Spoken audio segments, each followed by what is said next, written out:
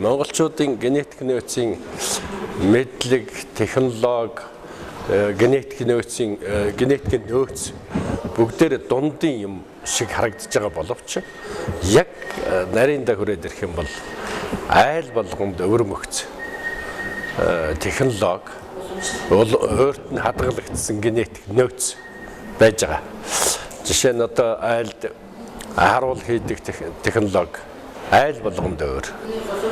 Уламжлалт мэдлэг тэрний цаана технологи байгаа шүү дээ.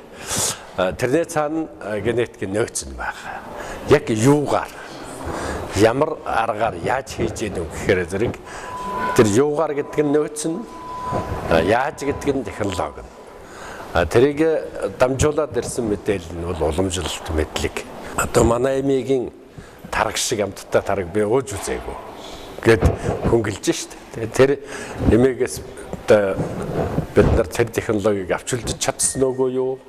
Тэр авч үлдсэн юм бол эмээгийн тэр тараг бол Монголын хувьд бол солигдшгүй том нөөц. Тэр айл бол тэр эмээгийн үлдээсэн тэр том мэдлэгийг ашиглаад одоо тэр нөөцөө ашиглаад генетик нөөцийн хууль гараад ирэхдээ ашиг олох боломж гарч ирнэ л гэж ингэж одоо энгийн үгээр тайлбарлаж байна.